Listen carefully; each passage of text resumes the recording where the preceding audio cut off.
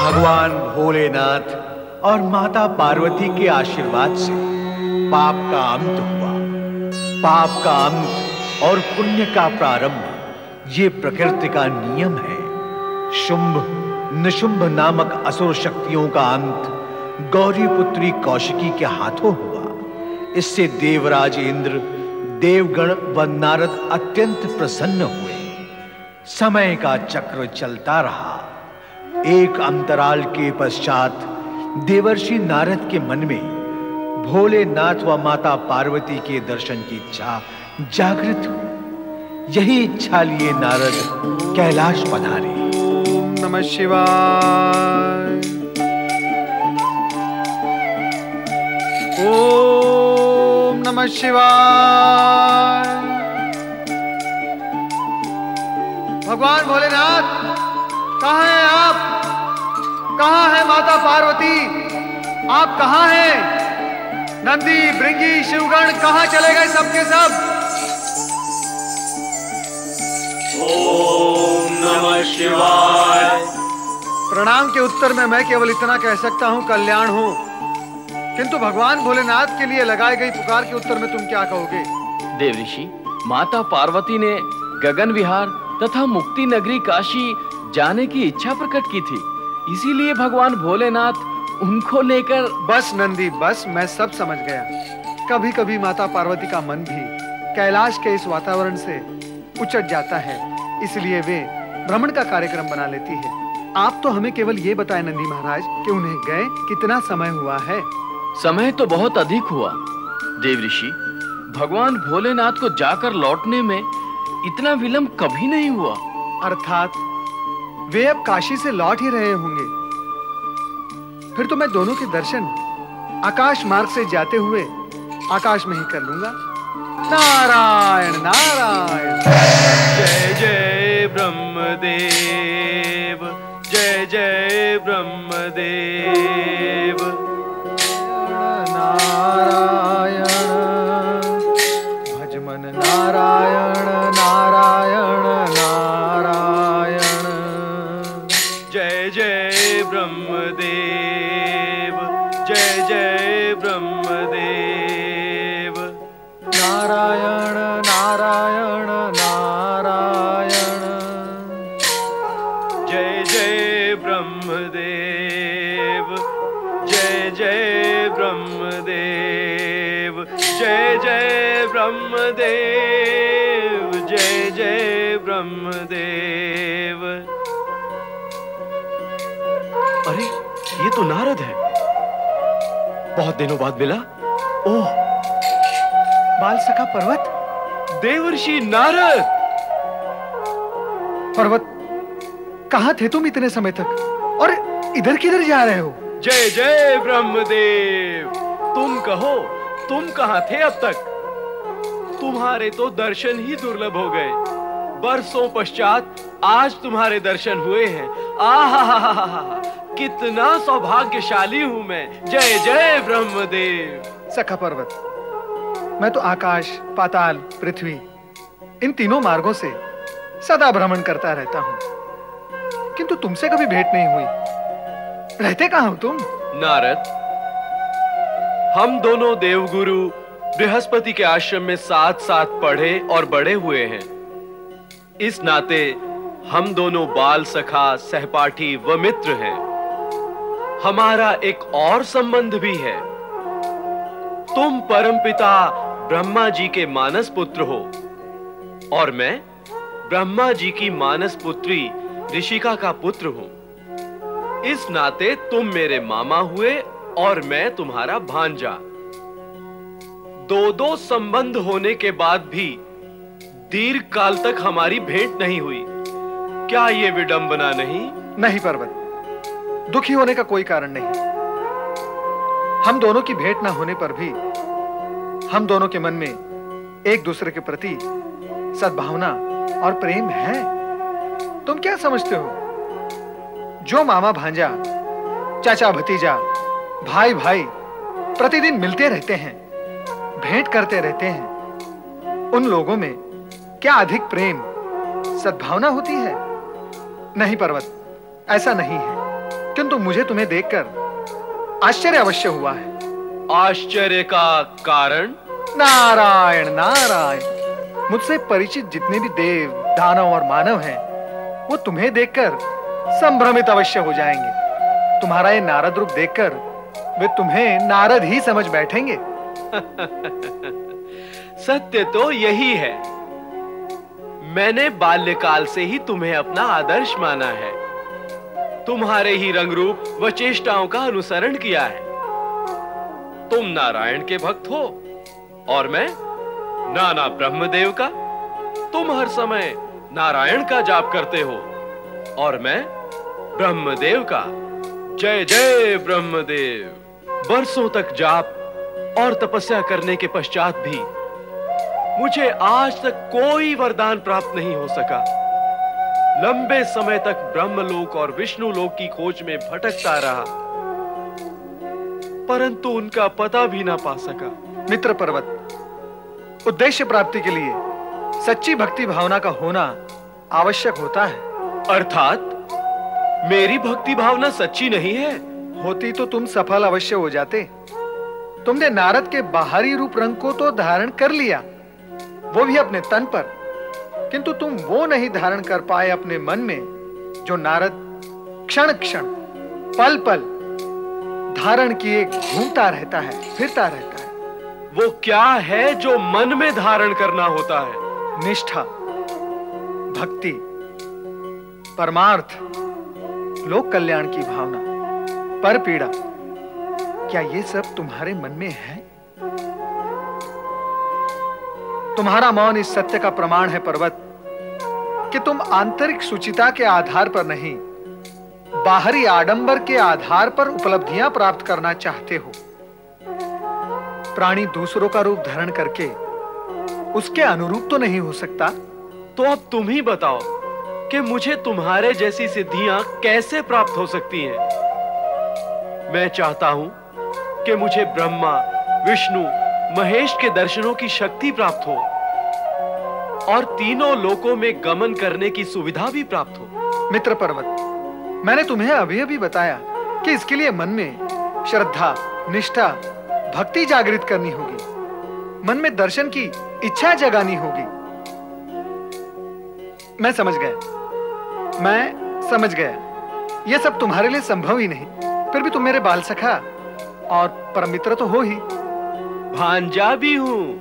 हाँ हाँ, मानता हूं। और इसीलिए ब्रह्मलोक जाकर परमपिता ब्रह्मा जी से मैं तुम्हारी प्रार्थना करूंगा और उनसे कहूंगा कि अपने नाती, मेरे भांजे, अपने परम भक्त पर्वत पर कृपा करे, उसे एक बार दर्शन देकर वरदान दे और उसका जीवन सफल करे। नारायण नारायण। तुम तो मुझे पाकर धन्य नहीं हुए, पर मैं तो तुम्हें पाकर आज धन्य हो गया हूं। तुम्हारी प्रार्थना का ब्रह्मदेव क्या उत्तर देंगे, तुम शीघ्र ही मुझे बताना। मैं अत्यंत व्यग्रता और व्याकुलता से तुम्हारी प्रतीक्षा करूंगा। नारायण नारायण। कहां करोगे मेरी प्रतीक्षा? कहां होगी भेंट तुमसे? कहां छिपते रहते हो? तुम्हारा निवास स्थान भी तो ज्ञात नहीं। अपना निवास स्थान तो बताओ मुझे। मैं मंदाकिनी नदी के तट पर एक पर्वत के नीचे रहता हूं। वही मेरा छोटा सा आश्रम है। आश्रम में अकेले ही रहते हो या सहपरिवार? नहीं नहीं नहीं, जब तक सिद्धि प्राप्त नहीं होती अकेला ब्रह्मचारी ही रहूंगा। तो अब यह निश्चित रहा कि शीघ्र ही पुनः हमारी भेंट होगी। हाँ मित्र, तुम्हारे हित में हमारी भेंट शीघ्र ही होगी। नारायण नारायण। जय जय ब्रह्मदेव, जय जय ब्रह्मदेव।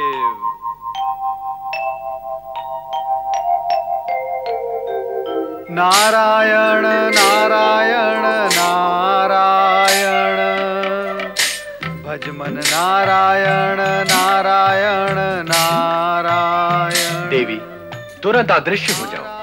इस समय नारद से मिलना उचित नहीं है।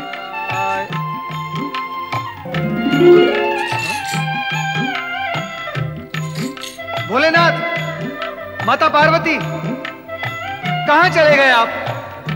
दर्शन देकर भी अदृश्य हो गए। नारायण।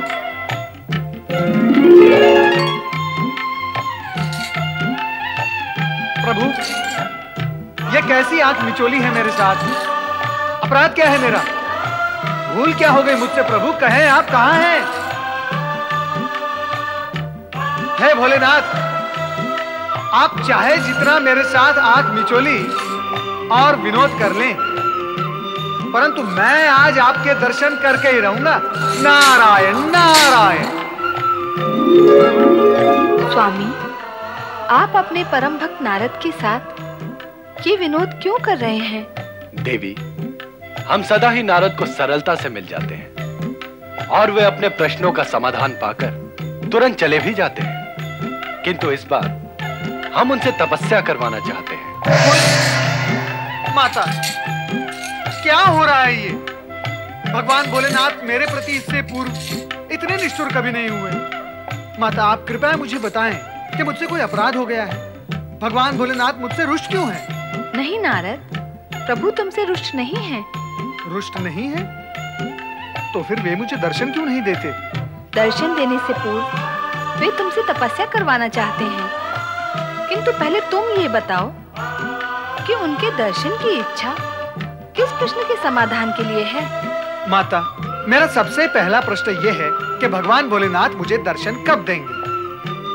अब आप मेरे इस प्रश्न का समाधान तो कर नहीं सकेंगी। आपने तो केवल इतना बता दिया कि भगवान भोलेनाथ मुझसे तपस्या करवाना चाहते हैं।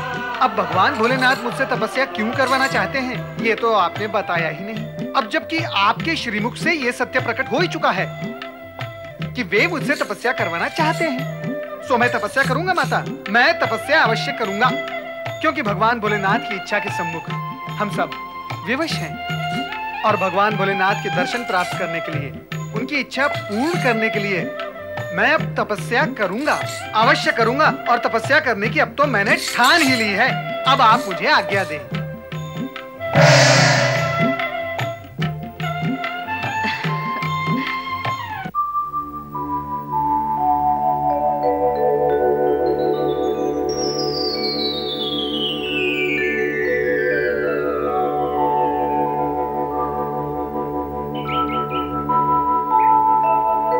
तपस्या के लिए कौन सा स्थान उपयुक्त होगा नारद? ओम नमः शिवाय। ओम नमः शिवाय। ओम नमः शिवाय। नारायण नारायण। दधीचि ऋषि का यह आश्रम उपयुक्त और अनुकूल स्थान है तपस्या करने के लिए। दधीचि दाम्पत्य के साथ बैठकर तपस्या करने से मुझे भी उनकी तपस्या का लाभ होगा। चलो नारद, दधीचि आश्रम चले। नारायण नारायण। ओम नमः शिवाय। ओम नमः शिवाय। ओम नमः शिवाय। ओम नमः शिवाय। ओम नमः शिवाय। ओम नमः शिवाय। ओम नमः शिवाय। ओम नमः शिवाय। ओम नमः शिवाय। ओम नमः शिवाय। ओम नमः शिवाय।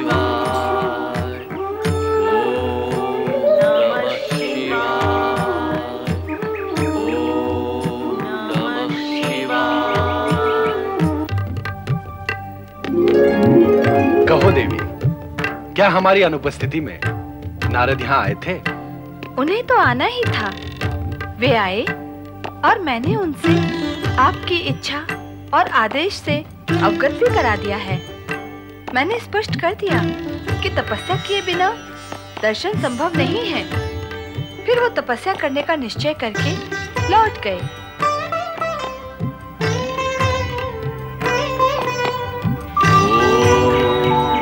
नमः शिवाय।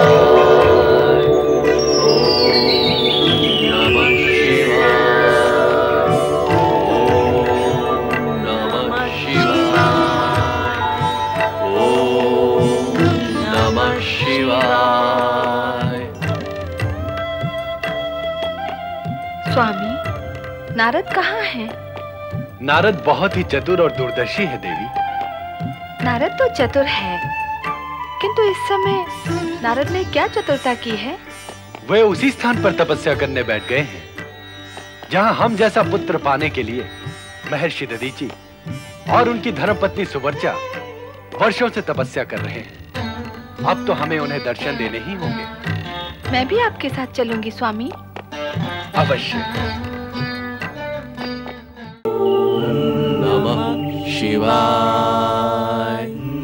ओम नमः शिवाय। ओम नमः शिवाय। ओम नमः शिवाय। दोनों पति पत्नी तपस्या कर रहे हैं, फल भी दुगुना प्राप्त होगा। किंतु मैं तो बाल ब्रह्मचारी हूं, पत्नी है ही नहीं। सुवर्चा के समान यदि मेरी भी पत्नी होती, मेरे साथ तपस्या करती, तो मेरी तपस्या का फल भी दुगुना होता और भगवान शिव मुझे शीघ्र ही दर्शन भी देते। अब पत्नीहीन मुझ बाल ब्रह्मचारी की तपस्या न जाने भगवान भोलेनाथ तक कब पहुंचेगी। ओम नमः शिवाय।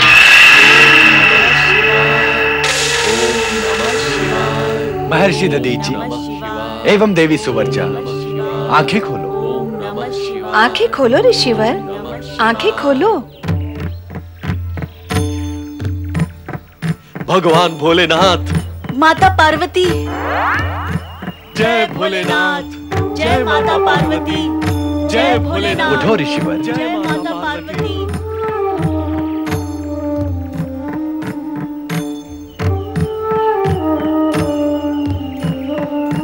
अपनी मनोकामना कहो ऋषिवर।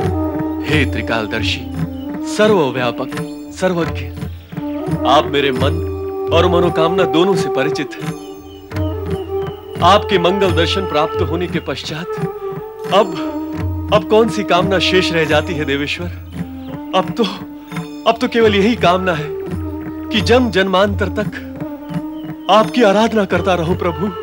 ऋषिवर, आप अपनी पत्नी सहित हम जैसा पुत्र प्राप्त करने के लिए बहुत समय से आराधना कर रहे हैं। हम आपकी मनोकामना पूर्ण करते हुए वरदान देते हैं कि आपको पिपलाद नामक रुद्र अवतारी पुत्र प्राप्त होगा, जिसके दर्शन मात्र से शनि ग्रह की सारी बाधाओं का अंत होगा। आपके दर्शन और वरदान पाकर हम धन्य हुए देवाधिदेव। और महर्षि दधीचि, आपने जन्म जन्मांतर तक हमारी आराधना करते रहने का निश्चय व्यक्त किया है और अपने तन को तप से तपाया है। इसलिए हम आपकी अस्थियों को वज्र के समान अटूट बन जाने का भी वरदान देते हैं। आपके वरदानों से हमारा जीवन सफल हो गया प्रभु, हम धन्य हो गए। भोलेनाथ, माता पार्वती, आपका एक और भक्त आपके दर्शन प्राप्ति के लिए तपस्या कर रहा है। कृपया आप उसे भी आशीर्वाद दें, कृपया दृष्टि डालें उस पर। नारद, हम यहाँ दर्शन देने नहीं, वरदान देने आए हैं। इसलिए हम तुम्हें भी बिन मांगे ही कामना पूर्ति का वरदान देते हैं। नारद, अब से कुछ ही समय पूर्व तुमने मन ही मन ये कामना की थी कि यदि तुम्हारी भी पत्नी होती और तुम्हारे साथ तपस्या करती, तो तुम्हारी तपस्या का ताप भी द्विगुना हो जाता। तो क्या हुआ भोलेनाथ? हुआ नहीं, होगा। क्या? हम तुम्हें वरदान देते हैं कि तुम्हें शीघ्र ही एक निष्ठावान धर्म पत्नी प्राप्त होगी। मैं बाल ब्रह्मचारी हूं प्रभु, मुझे नहीं चाहिए आपका विचित्र और विनाशकारी वरदान। आप हंस रही हैं भोलेनाथ, आप अपना ये वरदान वापस ले लें। देख रहे हैं ना आप, मेरी जग हंसाई आरंभ हो चुकी है। एक बार दिया हुआ वरदान वापस नहीं लिया जाता नारद। अब तो तुम्हें गृहस्थ जीवन का आनंद भोगना ही होगा। तुम्हारा कल्याण हो। और हाँ नारद, अगली बार कैलाश पर अकेले नहीं आना, आओ तो अपनी धर्मपत्नी को साथ लेकर ही आना। नारायण नारायण के द्विगुणे उच्चारण से कैलाश भी गूंज उठेगा। आप भी माता, माता आप भी।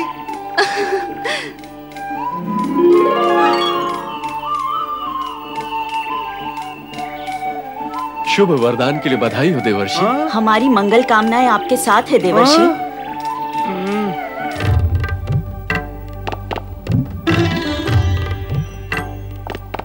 स्वामी, आपने बाल ब्रह्मचारी नारद को गृहस्थ जीवन का विचित्र वरदान क्यों दे दिया? वरदान हमने दिया नहीं देवी, उन्होंने लिया है। अर्थात?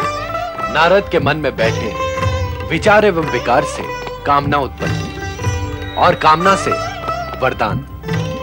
ब्रह्मा जी की भी यही इच्छा थी कि अपने बाल ब्रह्मचारी होने पर अभिमान करने वाले नारद को एक बार गृहस्थ धर्म का अनुभव होना ही चाहिए।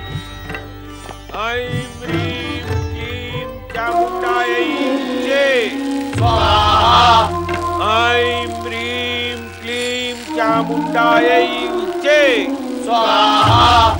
ऐं ह्रीं क्लीं चामुण्डायै जय स्वाहा। ऐं ह्रीं क्लीं चामुण्डायै। त्वष्टा ऋषि के शक्ति यज्ञ से एक नया घटना चक्र आरंभ होगा। त्वष्टा ऋषि के यज्ञ का प्रतिदान तो तुम्हें उसे देना ही था।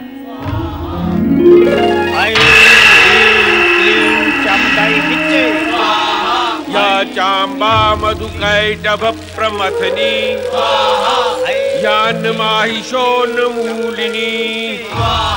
या धूम्रेक्षण चंडमुंडमथिनी या रक्तबीजाशिनी शुंभ निशुंभ दैत्य दलिनी या सिद्ध लक्ष्मी परा या देवी नवकोटि शक्ति सहिता मां पातु विश्वेश्वरी। मेरे परम भक्त ऋषि त्वष्टा। माता, माता शक्ति, जगत जननी माता शक्ति की जय। मैं तुम्हारी शक्ति उपासना से प्रसन्न हुई। अपनी कामना पूर्ति का वरदान मांगो। माता, दर्शन देकर आपने मुझे कृतार्थ किया है। आपकी कृपा अपरंपार है। माता, यदि आप मुझसे प्रसन्न हैं, तो मुझे वरदान दें कि मैं इच्छित सिद्धि प्राप्त करके यज्ञ द्वारा अद्भुत चमत्कारों की सृष्टि कर सकूं। मैं जिसे चाहूं या किसे उत्पन्न कर सकूं और उसे अतुल शक्ति प्रदान कर सकूं। माता, मैं तुम्हें इच्छित वरदान अवश्य दूंगी ऋषि त्वष्टा, किंतु सावधान, इसका दुरुपयोग कदापि ना करना। तथास्तु।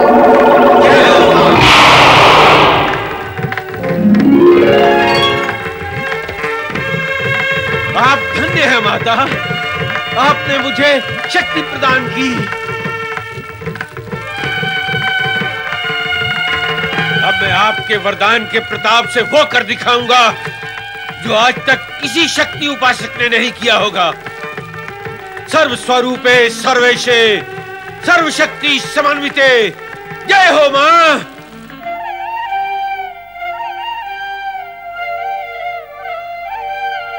स्वामी, आप क्या मेरे मन में उठे प्रश्न को जानकर मुस्कुरा रहे हैं?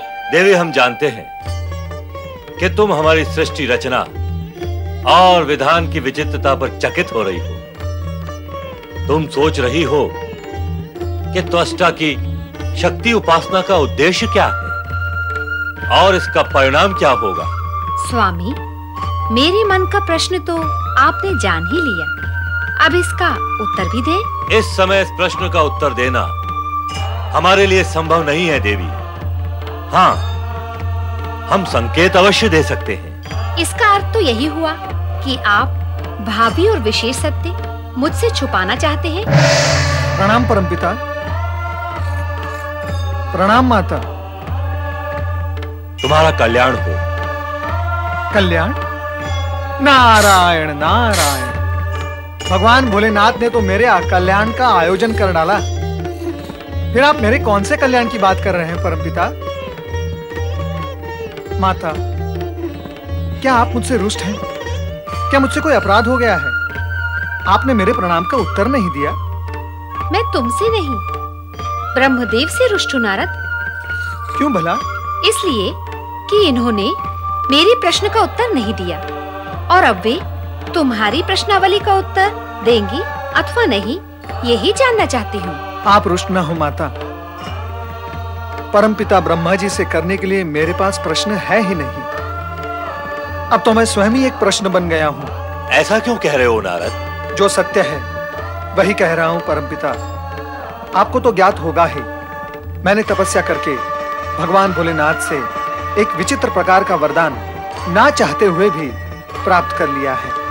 अब उस वरदान का परिणाम क्या होगा ये मैं नहीं जानता। ये सत्य है नारद कि तुम पर शीघ्र ही घोर विपत्ति आने वाली है। तुम सावधान रहना। कैसी विपत्ति परमपिता? देखो नारद, भगवान शिव ने वरदान दिया है तो ये निश्चित है कि तुम्हें धर्म पत्नी अवश्य प्राप्त होगी। तुम इससे बच नहीं सकते, इसलिए मानसिक रूप से इसके लिए तैयार हो जाओ। विधि को टालना तो विधाता के भी वश में नहीं है। जो होगा सहन करूंगा। किंतु क्या कुछ प्रश्न करना चाहते हो? हाँ नारद, प्रश्न करने ही तो आए हैं और आपको उसका उत्तर देना है। प्रश्न नहीं, सूचना है माता। परमपिता, अचानक मेरी भेंट मेरे बाल सखा और भांजे तथा आपके नाती पर्वत से हो गई। वो आपका परम भक्त है, वो आपके नाम की धुन जगाता ही रहता है। ये तो हुई सूचना। अब कहो कि इस सूचना पर आधारित प्रश्न क्या है? यही कि आप अपने ऐसे परम भक्त को दर्शन क्यों नहीं देते, उसे ब्रह्मलोक में आने की स्थिति प्रदान क्यों नहीं करते? दर्शन और सिद्धि भक्तों और साधकों को प्राप्त होती है और ये पर्वत न तो भक्त है और न ही साधक। किंतु परमपिता, वो तो मेरे जैसा रूप धारण करके सदा ही ब्रह्मदेवाय नमः जाप करता है। ढोंगी है वो, नाटक और आडंबर करता है, केवल बाहरी रूप संवार रखा है पर भीतर से शून्य है। दिखावा करके भ्रमित करना चाहता है सभी को। उसका मन तुम्हारी भांति भक्ति भावना में निष्ठापूर्वक रमा हुआ नहीं है नारद। वो तुम जैसा बनना चाहता अवश्य है किंतु कभी बन नहीं पाएगा। उससे कहो कि ब्रह्मा विष्णु और महेश को प्रसन्न करने का और वरदान प्राप्त करने का विचार त्याग दे। जैसी प्रभु की इच्छा। परमपिता, अब मुझे आज्ञा दें। देवी, नारद के विषय में कुछ प्रश्न करना चाहती हो? नहीं, मुझे किसी के विषय में कुछ भी नहीं पूछना है। मुझे भी इतनी सिद्धि तो प्राप्त है कि इच्छा होने पर मैं सब कुछ जान लूं। जय जय ब्रह्मदेव, जय जय ब्रह्मदेव। नारायण नारायण नारायण, भजमन नारायण नारायण नारायण। जय जय ब्रह्मदेव, जय जय ब्रह्मदेव, जय जय नारायण नारायण। नारद, मित्र नारद, मैं तुम्हारी ही खोज में भटक रहा था। चले आओ, चले आओ। कोई लाभ नहीं, कोई लाभ नहीं। मुझे खोजने का मित्र पर्वत सब व्यर्थ हो गया। क्या कह रहे हो मित्र नारद? मैं ये कह रहा हूँ कि तुम ब्रह्मा विष्णु महेश को प्रसन्न करने का विचार त्याग दो। मैं अभी अभी परमपिता ब्रह्मा जी से मिलकर आ रहा हूँ। क्या कहा ब्रह्मदेव ने? उन्होंने तुम्हारे संदर्भ में जो कुछ कहा, क्या तुम सुन पाओगे? हाँ हाँ, कहो तो। विचार कर लो मित्र पर्वत, क्या तुम सुन सकोगे? कहोगे तो सुन भी लूंगा। नारायण नारायण। तो सुनो पर्वत, परमपिता ब्रह्मा जी ने ये कहा है कि पर्वत ढोंगी, आडंबरी और नाटकीय है। वो जो नहीं है वो होने का दिखावा करता है। उसके मन में सच्ची भक्ति और आस्था भी नहीं है। उसे ब्रह्मा विष्णु और महेश को प्रसन्न करके उनके दर्शन करने का विचार त्याग देना चाहिए, ये कहा है। मित्र नारद, ब्रह्मदेव चाहे जो भी कहें, किंतु मैं अपने निश्चय पर अटल रहूंगा। परंतु इस अटलता का लाभ क्या मित्र पर्वत? मैं ऐसी कठोर तपस्या करूंगा कि उन तीनों को प्रसन्न होकर मुझे इच्छित वरदान देना ही होगा। तीनों को क्यों? मैं ब्रह्मदेव की तपस्या नहीं करूंगा। मैं अभी इसी क्षण से ब्रह्मदेव की आराधना समाप्त करता हूं। जो देवता अपने भक्त की अवहेलना और अपमान करे, उसकी भक्ति और आराधना से क्या लाभ? ऐं ह्रीं क्लीं शक्ति रूपायै स्वाहा। ऐं ह्रीं क्लीं शक्ति रूपायै स्वाहा। नारायण नारायण। मित्र पर्वत, भूल जाओ भी इस प्रसंग को, और वो देखो, शक्ति के उपासक ऋषि त्वष्टा, उनके पास चलते हैं और चलकर देखें कि प्राप्त की हुई सिद्धियों से वे क्या क्या चमत्कार दिखा रहे हैं। आओ चले। नारायण नारायण। कव्यार्थ अलौकिक पशु पक्षियों यज्ञ से उत्पन्न हो।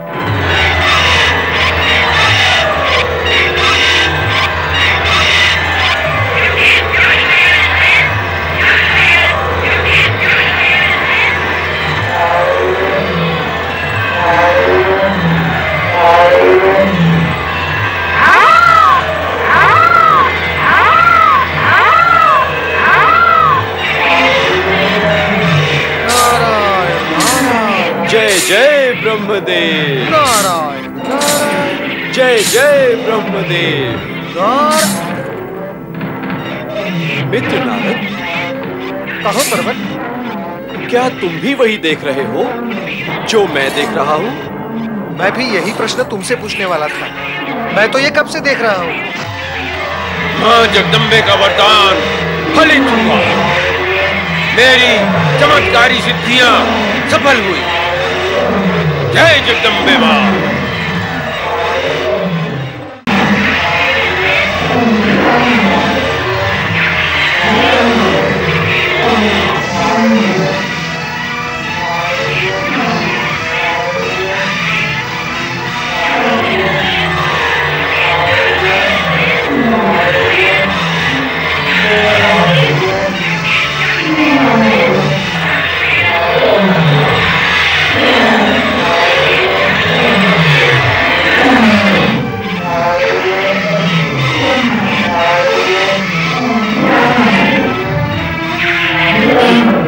ये विचित्र, भयंकर और विभिन्न पशु पक्षी कहां से आ रहे देवगुरु?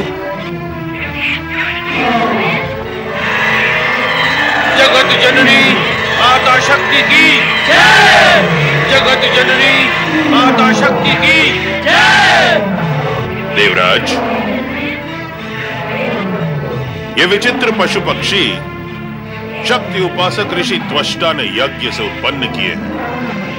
उन्होंने ये अद्भुत शक्तियां माता शक्ति के वरदान से प्राप्त की हैं, जिनका उपयोग वो देवताओं के विरुद्ध करेंगे।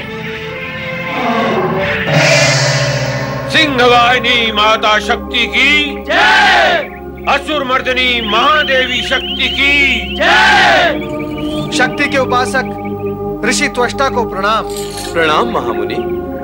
मैं परमपिता ब्रह्मा जी का मानस पुत्र नारद आपके दर्शनार्थ यहाँ उपस्थित हुआ हूँ। और मैं ब्रह्मदेव का नाती देवर्षि नारद के साथ आपके दर्शन का लाभ लेने आया हूँ। ऋषिवर, आपके द्वारा यज्ञ से उत्पन्न दिव्य, अलौकिक और अद्भुत पशु पक्षी देखकर अति आनंद हुआ। मन में जिज्ञासा उठी, सो चले आए। अति सुंदर, अति अद्भुत और विचित्र हैं ये पशु पक्षी। ऐसे पशु पक्षी इसके पूर्व हमने कभी नहीं देखे महामुनि। किंतु ऋषिवर, इन सब पशु पक्षियों को यज्ञ से उत्पन्न करने का उद्देश्य क्या है? उद्देश्य? हम स्वर्गाधिपति देवराज इंद्र को इस सत्य से परिचित करवाना चाहते हैं कि जो वस्तु वो अपने कल्प वृक्ष से प्राप्त नहीं कर सकते, उसे हम इस यज्ञ कुंड से प्राप्त करने की शक्ति और सामर्थ्य रखते हैं। हम देवराज इंद्र का गर्व खंडित करना चाहते हैं कि केवल वही शक्ति और क्षमता के अधिकारी हैं। इसीलिए हमने सभी पशु पक्षी स्वर्गलोक भेज दिए हैं। क्षमा करें ऋषिवर, गर्भ से गर्भ कभी खंडित तो होता नहीं। इतने पर भी यदि देवराज इंद्र का गर्भ खंडित हो भी गया, इससे आपको क्या लाभ होगा? इंद्र हमारी शक्ति, क्षमता और सामर्थ्य की श्रेष्ठता को स्वीकार कर लेंगे। उससे क्या होगा?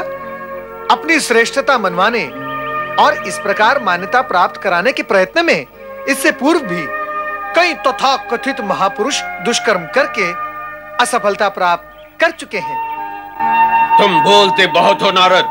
नारायण नारायण, मैं बोलता हूँ तभी तो भीतर छिपे रहस्य और सत्य खोलता हूँ। नारद, पर्वत, मेरे प्रिय शिष्यों, तुरंत स्वर्गलोक पहुंचो। हम तुमसे तुरंत मिलना चाहते हैं।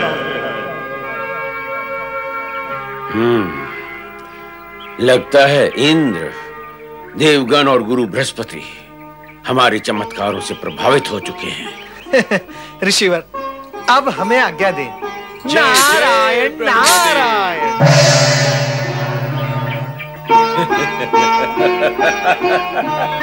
नारायण नारायण। जय जय ब्रह्मदेव। नारायण नारायण। जय जय ब्रह्मदेव। नारायण नारायण। जय जय ब्रह्मदेव। नारायण नारायण। जय जय ब्रह्मदेव। जय जय गुरुदेव। देवर्षि, आपके साथ ये कौन है? ये पर्वत मुनि है। अच्छा, इससे पूर्व तो इन्हें हमने आपके साथ कभी देखा नहीं। देवराज, ये दोनों हमारे शिष्य रह चुके हैं। नारद से तो भेंट होती ही रहती है, किंतु पर्वत ने आश्रम से विदा लेने के पश्चात हमसे भेंट नहीं की। न जाने कहां भटकता रहता है। क्षमा कीजिए गुरुदेव, मैं भटकता नहीं, इसीलिए भेंट ना कर सका। तो फिर कहां रहते हो? मैं ब्रह्मा जी की आराधना से सिद्धि प्राप्त करने के लिए हिमाचल में गुप्त रूप से एक स्थान पर रह रहा था, परंतु ना तो अभी तक मुझे ब्रह्मा जी के दर्शन हुए और ना ही ब्रह्मलोक पहुंचने की शक्ति प्राप्त हुई। जय जय ब्रह्मदेव। नारद की संगति में कैसे आए? बाल सखा नारद से अचानक मेरी भेंट हो गई और इनसे भेंट करके मेरे मन में अपूर्व उत्साह का संचार हुआ। अब मैं अपनी तपस्या से ब्रह्मा विष्णु महेश को प्रसन्न करके रहूंगा। जय जय ब्रह्मदेव। कहें गुरुदेव, आपने किस उद्देश्य से हमें बुलाया है? मैं बताता हूं देवर्षि। देवर्षि, आपने त्वष्टाश्रम जाकर उनके चमत्कारों को निकट से देखा है। हमें भी पता चला है कि वो शक्ति की कृपा से तथा यज्ञ द्वारा ऐसी मनोवांछित वस्तुएं प्रकट कर सकते हैं जो कि हमें कल्प वृक्षों से भी प्राप्त नहीं हो सकती। यह सत्य है, हमने उनके अद्भुत चमत्कारों को प्रत्यक्ष देखा है। अपने चमत्कारों द्वारा वे जगत को चमत्कृत एवं प्रभावित करने का प्रयत्न कर रहे हैं। जय जय ब्रह्मदेव। चमत्कारी के चमत्कारों से जग को चमत्कृत होना भी चाहिए। किंतु गुरुदेव, चमत्कार का उद्देश्य यदि... तुम उद्देश्य की चिंता ना करो नारद। देवराज इंद्र ये चाहते हैं कि चमत्कारी त्वष्टा को स्वर्ग में आमंत्रित किया जाए ताकि उनकी चमत्कारी सिद्धियों का उपयोग हमारे लाभ में हो। इससे अच्छा और क्या उद्देश्य हो सकता है उनके चमत्कारों का? क्या त्वष्टा ऋषि हमारे समान देह सहित स्वर्ग में आ सकते हैं? चमत्कारी त्वष्टा के लिए अब कुछ भी असंभव नहीं रहा। ऐसी स्थिति में अब तुम उन्हें स्वर्ग में आने के लिए प्रेरित करो। नारायण नारायण। स्वर्ग आने का निमंत्रण तो स्वयं देवराज को ही देना चाहिए। हाँ, अनुरोध करने का कार्य हम अवश्य कर ही सकते हैं।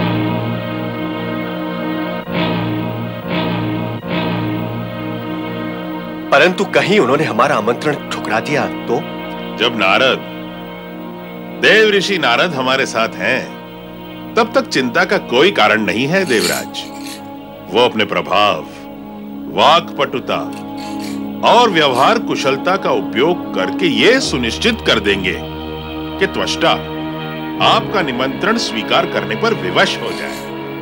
अहंकारी सृष्टि रूपायै, अहंकारी सृष्टि रूपायै, अहंकारी प्रतिपालिके, अहंकारी प्रतिपालिके, क्लिंकारी काल रूपिण्यै, क्लिंकारी काल रूपण्यै, बीज रूपे नमोस्तुते, बीज रूपे नमोस्तुते। जय मां जगदम्बे, जय मां जगदम्बे, जय मां जगदम्बे, जय मां जगदम्बे। शक्ति उपासक ऋषि त्वष्टा की जय। ऋषि त्वष्टा, आप धन्य हैं। आपकी चमत्कारी सिद्धियों की प्रशंसा कैसे की जाए, ये मैं नहीं समझ पा रहा हूं। आपने तो जगत में एक अभूतपूर्व कीर्तिमान स्थापित कर दिया है। ये सब उस महाशक्ति भवानी की कृपा है देवराज। आप तो ये बताएं, आपने यहाँ आने का कष्ट कैसे किया? ऋषिवर, हम आपको स्वर्ग चलने का निमंत्रण देने आए हैं। निमंत्रण? स्वर्गलोक चलने का? नहीं देवराज, नहीं। स्वर्गलोक चलने का आपका निमंत्रण मुझे स्वीकार नहीं है। स्वर्गलोक ले जाकर आप हमें देवताओं की श्रेणी में रखकर हमें अपना आज्ञाकारी बनाना चाहते हैं। इंद्र सभा की शोभा का अलंकार बनाना चाहते हैं आप मुझे। नहीं, मैं ऐसा अलंकरण बनना नहीं चाहता।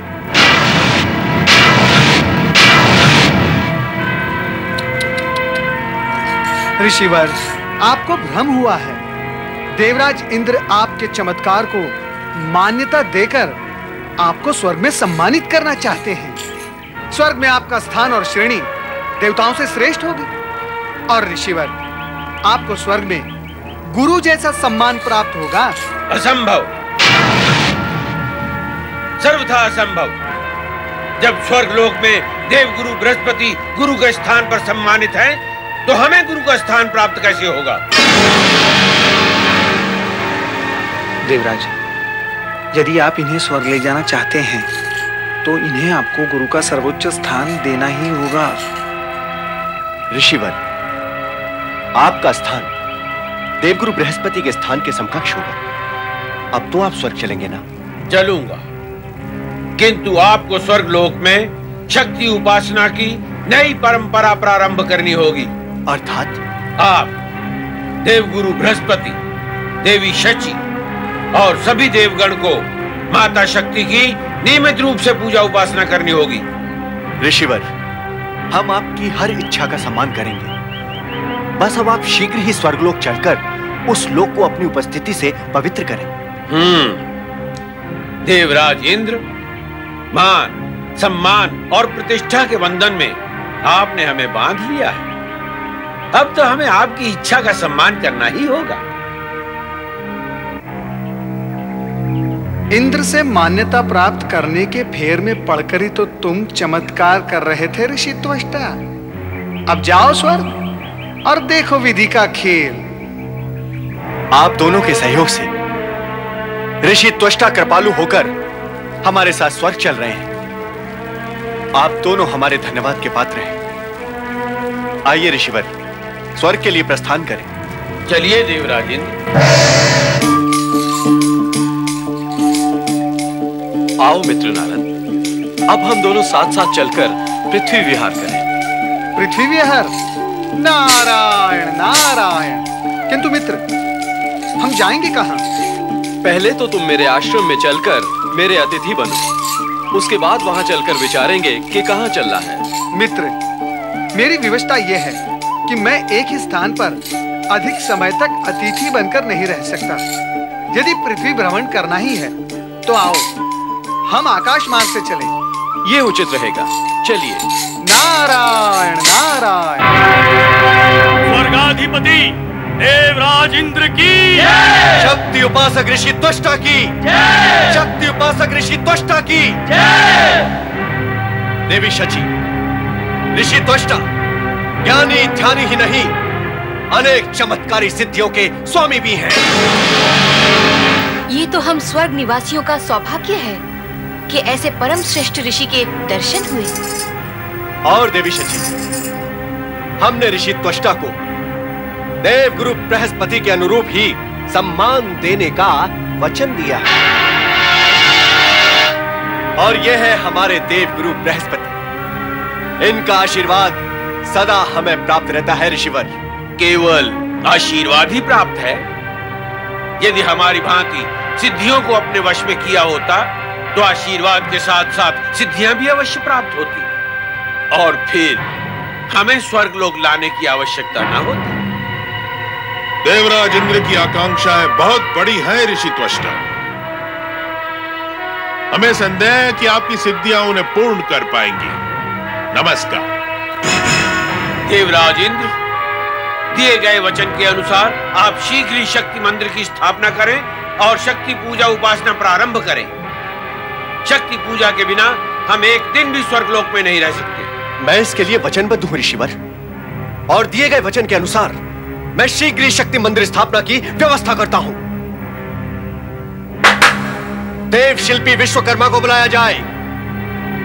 देव शिल्पी विश्वकर्मा आ रहे हैं ऋषिवर, और वो देखते ही देखते शक्ति मंदिर का निर्माण कर डालेंगे।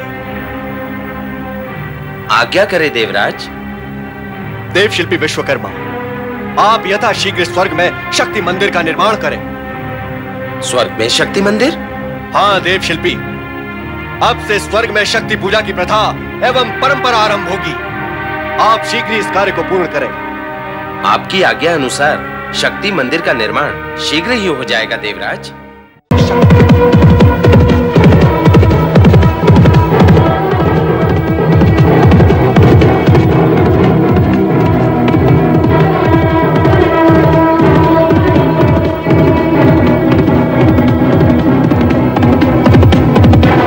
नारायण नारायण, रक्षा करो प्रभु, रक्षा करो। देख रहे हो पर्वत, राजा संजय अपने सैनिकों से बिछुड़कर आगे निकल गए हैं और वे अब दस्युओं के समीप पहुंच गए हैं।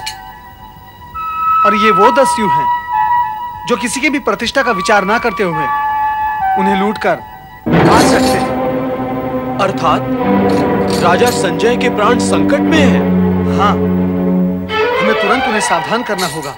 नारायण नारायण। जय जय ब्रह्मदेव। सावधान! ऐसा लगता है कि यह घुड़सवार इसी ओर आ रहा है। बलिदत्त, ऊपर जा और समीप आते ही उसकी एक ही वार में गर्दन उड़ा डालो। ऐसा ही होगा सरदार।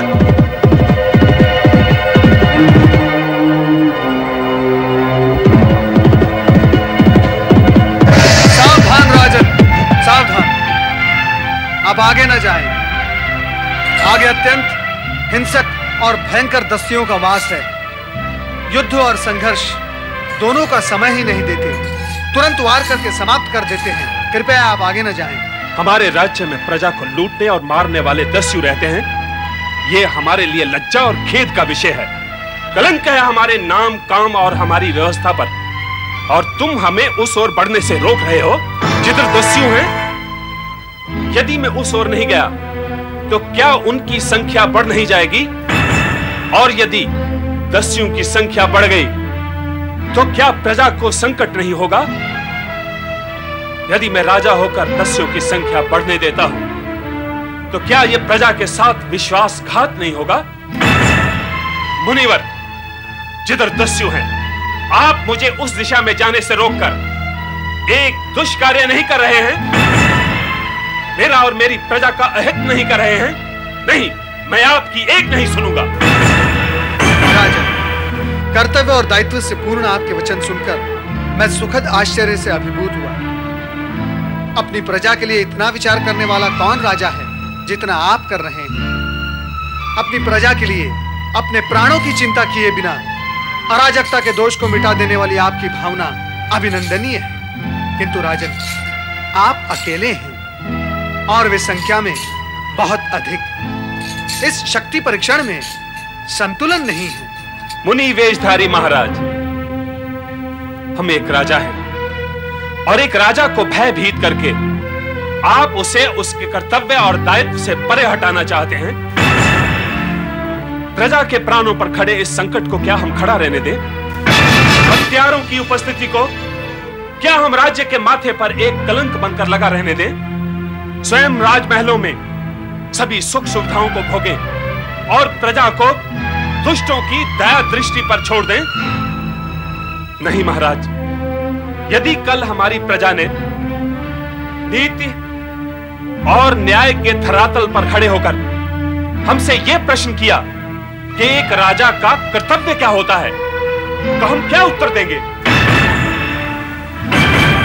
प्रजा को यदि भरमा भी लिया तो मृत्यु के पश्चात भगवान को क्या उत्तर देंगे?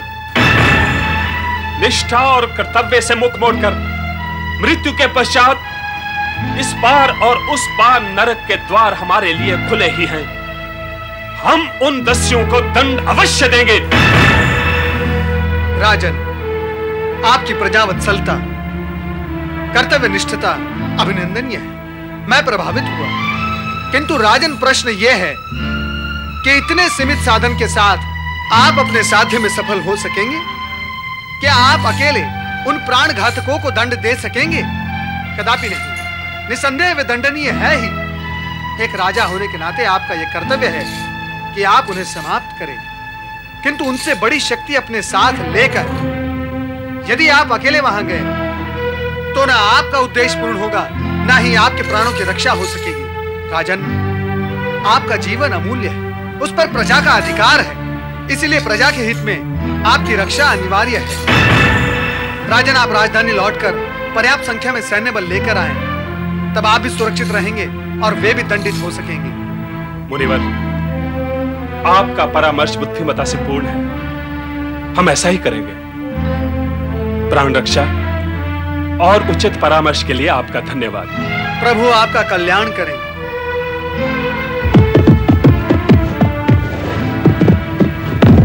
सरदार, घोड़े की टापों की धुनों से ऐसा लग रहा है कि घुड़सवार लौट गया। अब वो दोबारा नहीं आएगा।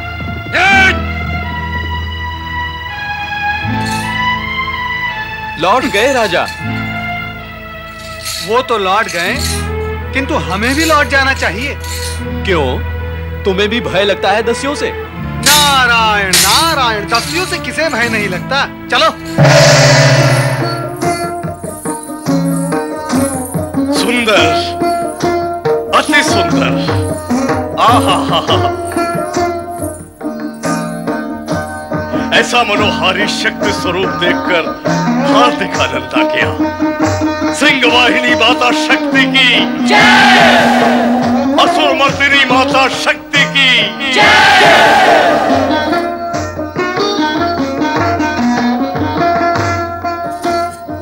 देवेंद्र, जब हम माता की जय कहते हैं तो माता के और भी प्रिय हो जाते हैं। वो कैसे ऋषिवर? देवराज, ज का अर्थ है जगत एवं य का अर्थ है यश, अर्थात संपूर्ण जगत में माता का यश व्याप्त हो, अर्थात माता का गुणगान करने वाला भी माता की ही भांति निर्भय, शक्तिशाली, दयालु एवं कृपालु हो। जब माता के गुण हमारे जीवन में प्रवेश करेंगे तो क्या हम माता के और भी प्रिय नहीं बनेंगे? तब क्या माता अपने प्रिय भक्तजनों के प्रति और भी दयालु और कृपालु नहीं बनेगी? अवश्य होगी ऋषिवर, अवश्य ही होगी। माता तो सदा अपने पुत्रों का हित ही चाहती है। यही सत्य है देवराज। माता शक्ति संपूर्ण सृष्टि का मूल एवं आदि कारण है। इसकी शरण में आकर, इसके चरणों में बैठकर आराधना करने से जीवन सफल ही नहीं धन्य हो जाता है। माता से जो मांगो वो मिल जाता है, सारी कामनाएं पूर्ण हो जाती हैं। मां शक्ति की प्रेरणा से ही सारा जगत चैतन्य है। ऐसी अनंत, अनादि, परम, परा एवं संपूर्ण शक्ति का आवाहन करें। अब स्वर्गलोक को माता शक्ति की कृपा अवश्य प्राप्त होगी। आप दोनों प्रतिज्ञा करें कि नियमित रूप से माता शक्ति की आराधना करेंगे। अवश्य ऋषिवर। हाँ ऋषिवर, हम नित्य माता शक्ति की आराधना करेंगे। देवी शची, इस सत्य को भी मन में धारण कर लें कि माता शक्ति की आराधना से महादेव की कृपा स्वयं ही प्राप्त हो जाती है। कारण शिव और शक्ति दोनों एक दूसरे के पूरक हैं। शक्ति के बिना शिव अपूर्ण है और शिव के बिना शक्ति।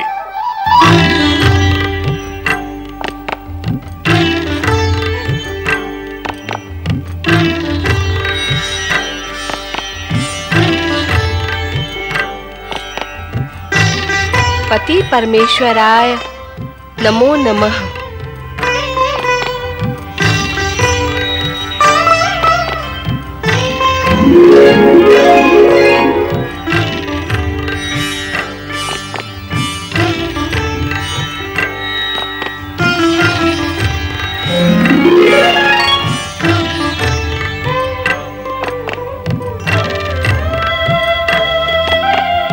मुझे इतना ध्यानपूर्वक क्यों देख रहे हैं स्वामी?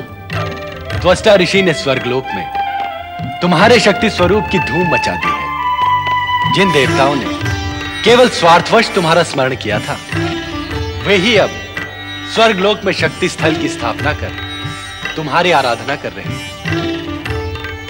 अब तुम हमें ऐसे क्यों देख रही हो, जैसे ये सत्य तुम्हें ज्ञात ही ना हो? क्या तुम नहीं जानती कि स्वर्गलोक में तुम्हारी आराधना आरंभ हो गई है? मैं जो भी जानती हूँ वो मैं आपके मुख से सुनना चाहती हूँ। देवी, नारद को वरदान देने के पश्चात तुम तो उन्हें सर्वथा भूल ही गई। हाँ स्वामी, आपने नारद को धर्म पत्नी की प्राप्ति का वरदान दिया था। क्या वो ग्रस्त बन गए? अब तक तो नहीं बने, किंतु बनने की स्थिति के समीप अवश्य पहुंच गए हैं। नारायण नारायण। जय जय ब्रह्मदेव। नारायण नारायण। जय जय ब्रह्मदेव।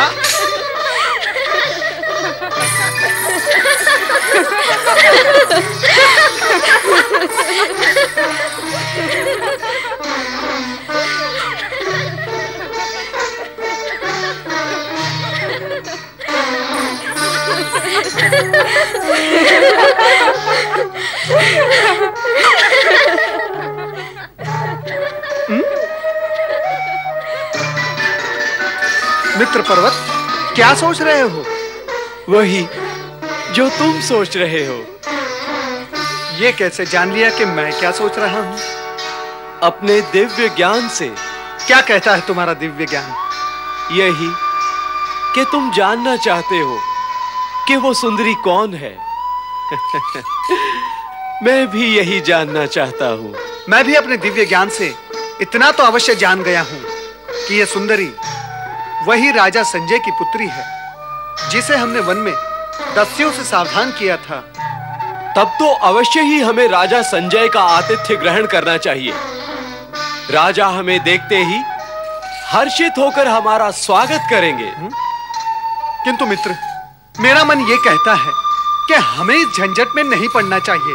चलो हम आगे बढ़े। नहीं मित्र नहीं, ऐसा सुअवसर बार बार नहीं आता। चलो मित्र चलो। कथाओं का भंडार है। कहाँ से आती इतनी सारी गुड़ कथाएं?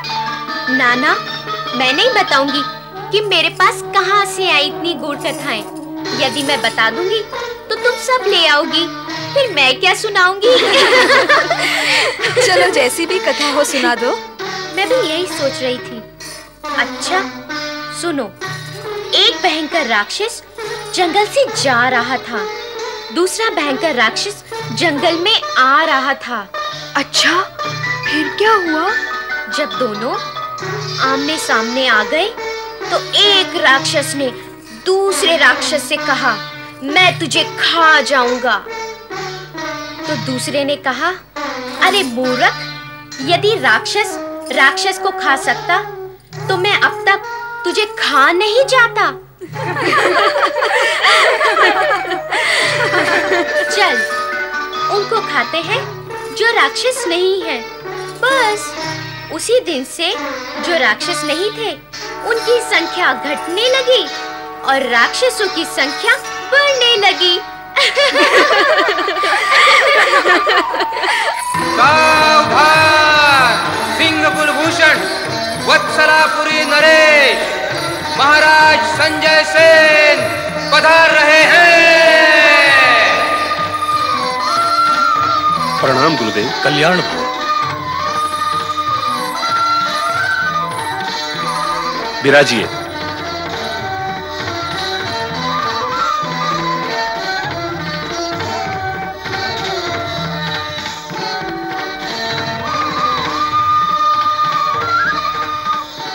प्रणाम मुनिजन। उस दिन दस्युओं से आपने हमें सावधान किया था, किंतु शीघ्रता में आपका परिचय प्राप्त करने का हमें सौभाग्य प्राप्त नहीं हो सका। अहोभाग्य हमारे कि आज आप स्वयं यहां पधारे हैं, तो कृपया अब अपना परिचय हमें दें। नारायण नारायण। मैं नारायण भक्त नारद हूं, और ये मेरे बाल सखा, सहपाठी, परम मित्र पर्वत मुनि हैं। हे राजन, सत्य तो यह है कि हम मुनियों का महल में आने का ना प्रयोजन है ना आवश्यकता, परंतु जब हमें इधर से जाते हुए ये ज्ञात हुआ कि ये आपका प्रसाद है, तो विचार हुआ आपके दर्शन ही करते चले। आप दोनों का राजसभा में सहर्ष स्वागत है। राजन, उन दस्युओं को क्या दंड दिया आपने? वो हमारे पड़ोसी राज्य से आए हुए दस्यु थे, हमारे सैनिकों को देखते ही पलायन कर गए।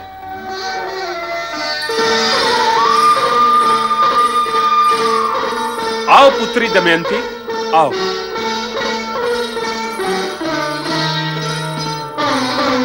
देखो, हमारे यहां मुनिवर पधारे हैं। ये हैं नारायण भक्त नारद जी।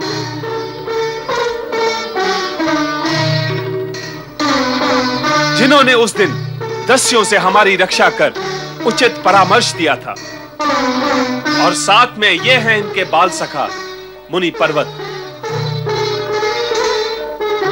मुनि जन को दमयंती का प्रणाम।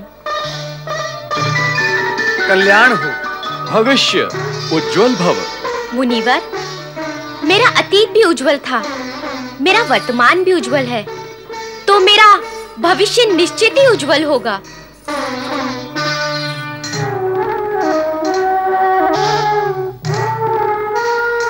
कुछ नई बात कहे मुनिवर। क्या कहा राजकुमारी? यही कि आप मुनि हैं तो हम भी गुणी हैं। क्या आपने वो कथा सुनी है? कौन सी कथा? वही जब एक मुनि ने दूसरे मुनि से प्रश्न किया कि गणना कहां से आरंभ होती है। दूसरे मुनि ने कहा कि एक से। इस पे पहले मुनि ने फिर प्रश्न किया, गणना समाप्त कहां होती है? अंतिम अंक क्या है? दूसरे मुनि उत्तर नहीं दे सके। उन्होंने प्रश्न करने वाले मुनि से कहा, तुम ही बताओ, गणना का अंतिम अंक क्या है? इस पर प्रश्न करने वाले मुनि बोले, यदि मैं जानता तो तुमसे प्रश्न ही क्यों करता। हमारी पुत्री विनोद प्रिय है, सदा हंसती हंसाती रहती है।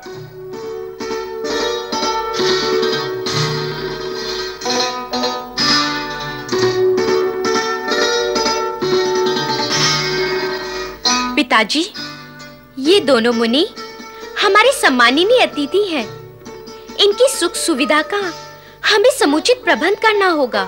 अवश्य अवश्य, इनके आतिथ्य का दायित्व हम तुम्हें सौंपते हैं पुत्री दमयंती। पिताजी, आपके आशीर्वाद से मैं अपना दायित्व पूर्ण रूप से निभाऊंगी।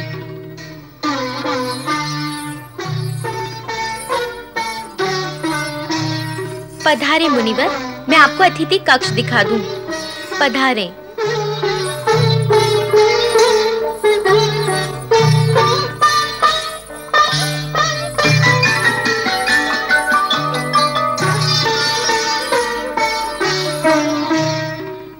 ये दोनों महापुरुष हमारे विशेष अतिथि हैं। इनकी सुख सुविधा का पूरा पूरा ध्यान रखना। यदि तनिक भी त्रुटि हुई तो महाराज कठोर दंड देंगे। आपकी आज्ञा का पूर्ण पालन होगा राजकुमारी जी। जाओ। आइए मुनिवर। मुनिवर नारद जी, यह आपका कक्ष है। आप यहाँ विश्राम करें और जिस वस्तु की भी आवश्यकता हो आप सेवक को आदेश करें, वो आपकी आज्ञा का तुरंत पालन करेगा। मुनिवर, हाँ। आपके विश्राम के लिए अन्य कक्ष की व्यवस्था है, आप आए मेरे साथ। राजकुमारी, राजकुमारी, आप व्यर्थ ही कष्ट एवं चेष्टा कर रही हैं। हम तो वैरागी हैं, नारायण भक्त हैं। हमारा एक ही स्थान पर रहना और वास करना कहाँ संभव होता है, और एक वैरागी के लिए यह अनुचित भी है। फिर राजभवन में रहना और सुख सुविधाओं का उपभोग करना एक वैरागी के लिए सर्वथा निषिद्ध भी है। राजकुमारी, कृपया आप हमें जाने दें, यही उचित होगा। मित्र नारद, क्या कष्ट है तुम्हें? मुनिवर नारद जी, आप एक वैरागी, गृहस्थ नहीं। आपके कुछ नियम, वर्जनाएं और रीति नीति हैं। ये सब राजभवन में प्रवेश करने से पूर्व आप सोच लेते अथवा कह देते तो मैं आपको सहर्ष जाने देती, किंतु अब तो आप हमारे अतिथि बन ही चुके हैं। अब आप यहाँ से जा नहीं सकेंगे मुनिवर। आपकी नारायण भक्ति और आपका वैराग्य कोई छीनेगा नहीं। आप अपने वैराग्य पे दृढ़ रहकर इस राजभवन में भी नारायण भक्ति कर सकते हैं मुनिवर। इस विपरीत और प्रतिकूल परिस्थितियों में क्या यह संभव होगा राजकुमारी? आप इस विराट सत्य को क्यों भूलते हैं मुनिवर? निष्ठावान भक्त की परीक्षा प्रतिकूल परिस्थितियों में ही होती है। फिर भी मैं तो यहाँ से चले जाने का ही विचार कर रहा हूँ। आप बार बार जाने का दुराग्रह करके आप मेरे हृदय पर आघात कर रहे हैं मुनिवर। कृपा कीजिए और फिर विश्राम कीजिए। नारायण नारायण।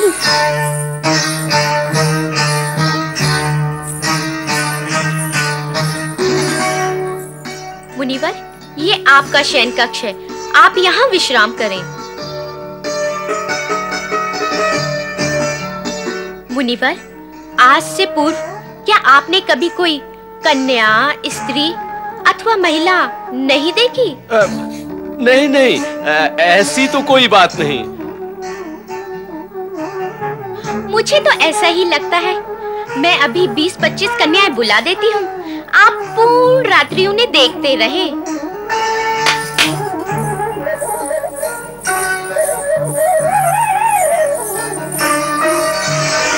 आज्ञा करे राजकुमारी। वसुधा, रंगशाला में से जाकर अमला, विमला, रमला, गुरवंती, अरुंधति, जोशना, सुनंदा, सुप्रिया, लक्ष्मी, इन सभी को तुम तुरंत बुला लाओ। नहीं राजकुमारी जी, नहीं। हाँ पर्वत मुनि, हाँ।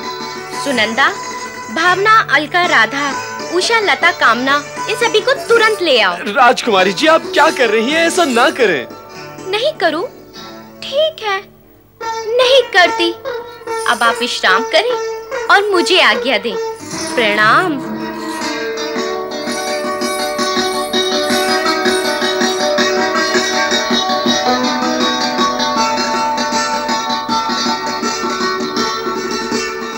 राजकुमारी दमयंती, हमने तो कभी सोचा भी नहीं था इस सुसज्जित और सुख सुविधापूर्ण कक्ष में विश्राम करने के विषय में, किंतु हमारा भाग्य ही हमें तुम्हारे पास तक खींच लाया है। अब देखना यह है कि ये भाग्य और इस भाग्य को लिखने वाले विधाता आगे क्या क्या चमत्कार दिखाते हैं।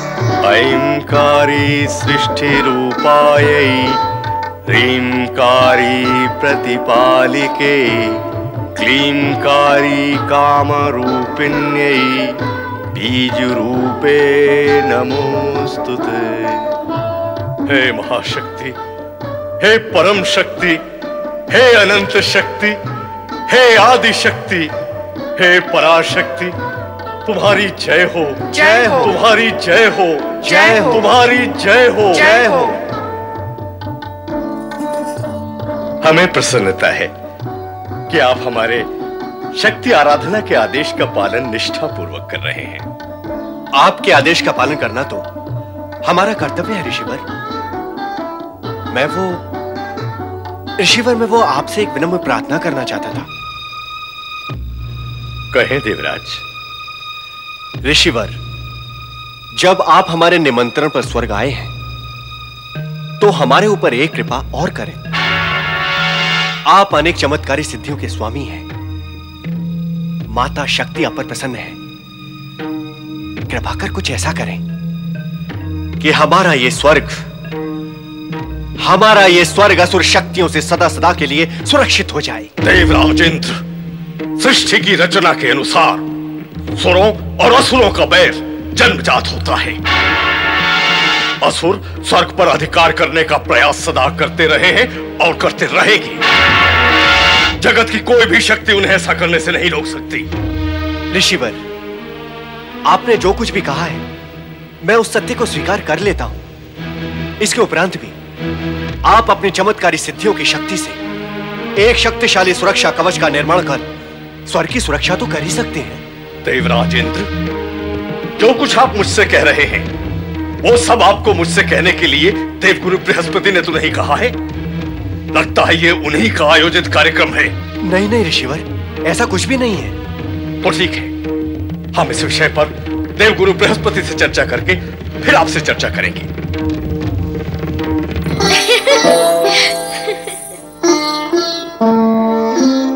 मुनिवर, मुनिवर, भोजन के समय कहाँ चले गए आप? मुनिवर, मुनिवर कहाँ हैं आप? मुनिवर, मुनिवर, मैं आपके लिए भोजन लाई हूँ। मुनिवर,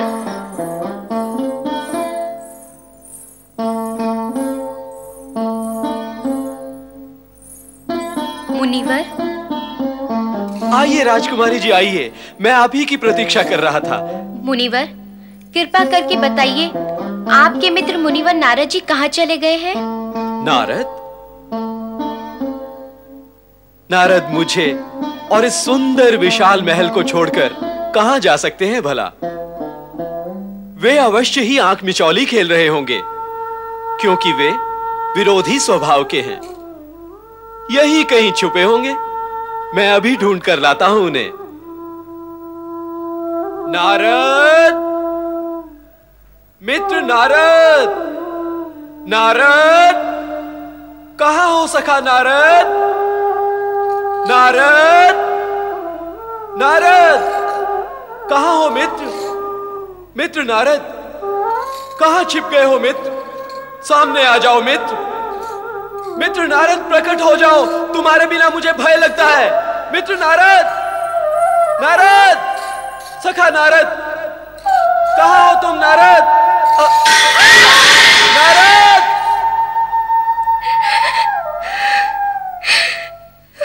नारद ने मेरे साथ ही नहीं, आपके साथ भी वचन भंग किया है। वो अवश्य ही मुझे छोड़कर यहां से चला गया है।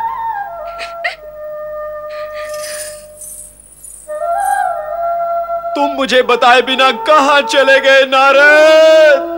देवर्षि नारद को राजमहल की सुख सुविधाएं सम्मोहित नहीं कर सकी और वे अकस्मात अदृश्य हो गए। और यह सत्य भी है कि भौतिक सुख सुविधाएं वैरागी व योगियों के लिए सर्वथा निषिद्ध हैं। वे कठोर तप व सन्मार्ग पर चलकर भगवान भोलेनाथ की कृपा प्राप्त करना ही जीवन का लक्ष्य मानते हैं। यह भी सत्य है कि भक्ति मार्ग पर चलने वालों को शिव शंकर की कृपा अवश्य प्राप्त होती है। मेरा उद्धार करे प्रभु, मुझे इस संकट से उबारे। अपने मित्र पर्वत के बहकावे में आकर मैं पथभ्रष्ट हो गया था, परंतु अब मैं भ्रम से बाहर आ गया हूं। स्थिति अत्यंत विषम हो चुकी है प्रभु, मुझे इस विपदा से बचाएं। नारायण नारायण। प्रभु, यदि आप इसी प्रकार मुस्कुराते रहेंगे तो फिर मेरा क्या होगा? नारद, हम किसी भी प्रकार मुस्कुराएं, कल्याण तो तुम्हारा होगा ही। राजकुमारी दमयंती तुम्हारे मोहपाश में बंध चुकी है। यही पाश विवाह बंधन का रूप ले लेगा और तुम्हारा फिर कल्याण ही कल्याण होगा। हाँ नारद, गृहस्थ जीवन का अनुभव लेना भी आवश्यक है। विवाह पश्चात हमें भी अपने अनुभव बताना कि पत्नी के हाथ का भोजन कैसा लगता है। बस माता बस, मुझ बाल ब्रह्मचारी को इस जंजाल से उबारने की अपेक्षा आप मुझे अधिक फंसाने का उपक्रम क्यों कर रही हैं? क्यों भला? ऐसा क्यों चाहती हैं आप? शिव शिव शिव शिव शिव शिव शिव शिव। अब आप मेरी दशा पर हंस भी रही हैं। अरे नारद, तो क्या आप हंसने भी नहीं दोगे मुझे? मेरा फंसना ना होता तो आपका हंसना भी ना होता माता। हाँ, फंसे हुए पे सब हंसते हैं, हंसो। नारद, अब दुखी होने की क्या आवश्यकता है? स्वयं तुमने ही तो धर्मपत्नी पाने की इच्छा जागृत की थी, इसलिए भगवान शिव ने तुम्हें वरदान दिया।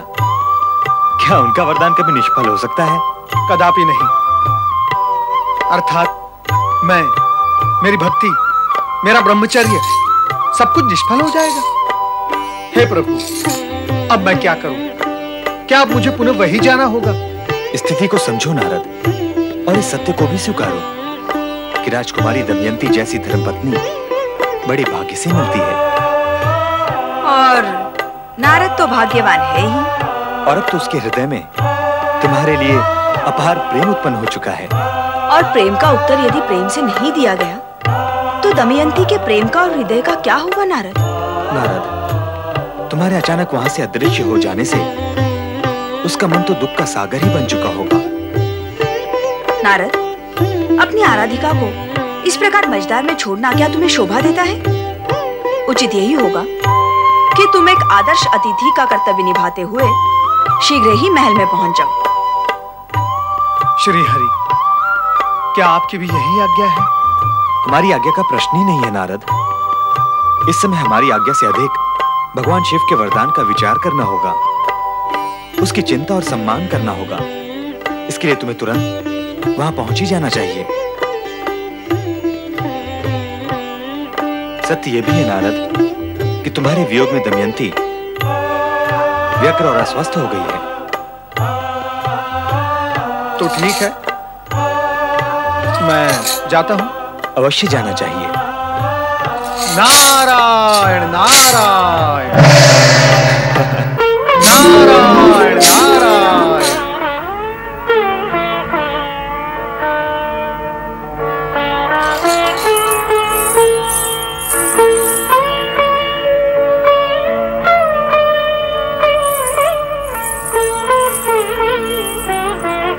प्रणाम मुनिवर। कहाँ चले गए थे अतिथि देव?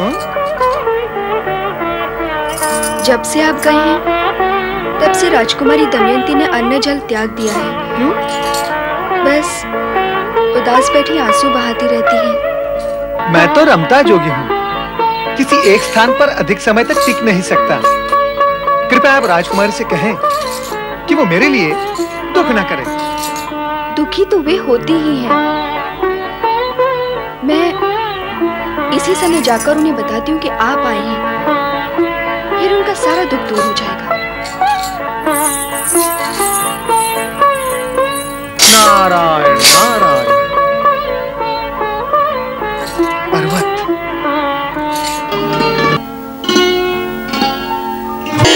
दमयंती, तुमने संगीत का ये कार्यक्रम तो आयोजित कर लिया, किंतु ये नहीं बताया कि संगीत के इस कार्यक्रम में कौन-कौन सहभागी हैं? केवल मुनि नारद जी और पर्वत मुनि। क्या केवल 2 गायक? माता, ये दोनों अति गुणी और संगीत में विशारद हैं। किंतु पुत्री, संगीत का आधार और विषय क्या है? संगीत तो अत्यंत व्यापक विषय है माता। वह धरती से आरंभ होकर आकाश तक, पूरब से आरंभ होकर पश्चिम तक अपना आधार और विषय बना ही लेता है। राजकुमारी, आप धन्य हैं। संगीत के मूल आधार का ज्ञान आपको है। संगीत की जिस व्यापकता से आपने चर्चा की है, उसका मूल आधार भक्ति ही होता है। क्षमा करें मित्र नारद, संगीत का मूल आधार भक्ति नहीं, प्रेम और सौंदर्य है। नहीं पर्वत नहीं, भक्ति से शक्ति और शक्ति से सृष्टि का निर्माण होता है। प्रेमहीन भक्ति और सौंदर्यहीन शक्ति अर्थहीन होती है मित्र नारद। लगता है तुम भक्ति के अलौकिक आनंद से परिचित नहीं हो पर्वत। इस तर्क का तो अंत नहीं होगा मुनिवर। उत्तम तो यही होगा कि आप अपने गीत और संगीत का चमत्कार प्रकट करें। उत्तम मुनिवर नारद, अति उत्तम, सर्वश्रेष्ठ। आपके भक्तिपूर्ण गायन एवं आलाप ने हमें आत्म विभोर कर दिया। ऐसा प्रतीत हुआ हमें जैसे गीत नहीं, आपकी आत्मा के स्वर सुन रहे थे। पर्वत मुनि, आपका गायन एवं वीणा वादन भी श्रेष्ठ है। आपको निराश होने की आवश्यकता नहीं।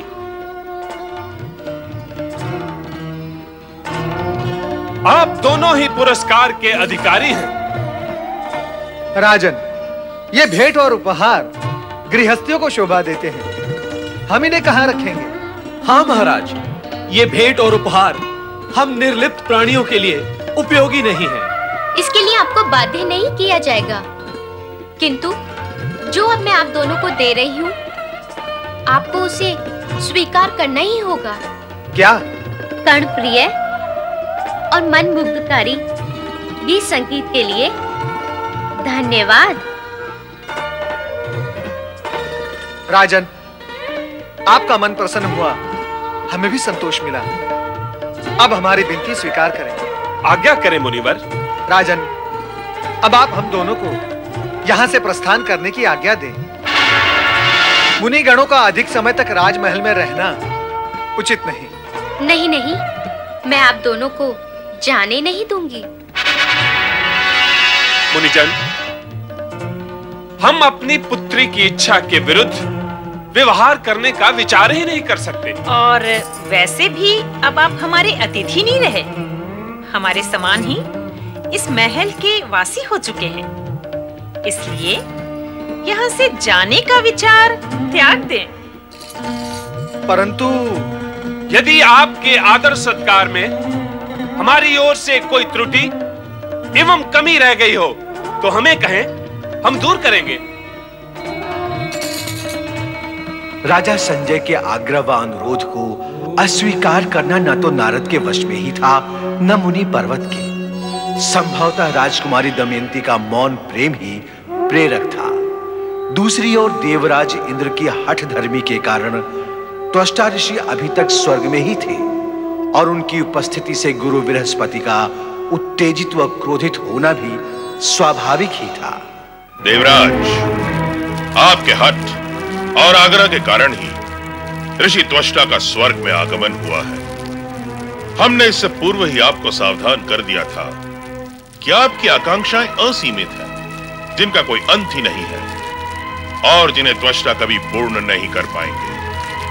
आपका स्वर्ग आपकी देव सेना की शक्ति के सहारे ही सुरक्षित रह सकता है। त्वष्टा के सुरक्षा कवच के कारण नहीं, त्वष्टा से सुरक्षा कवच की बात करके आपने उन्हें धर्म संकट में ही नहीं डाल दिया, उल्टे उन्हें रुष्ट भी कर दिया है। त्वष्टा ने शक्ति आराधना करके अद्भुत शक्तियां प्राप्त कर ली है।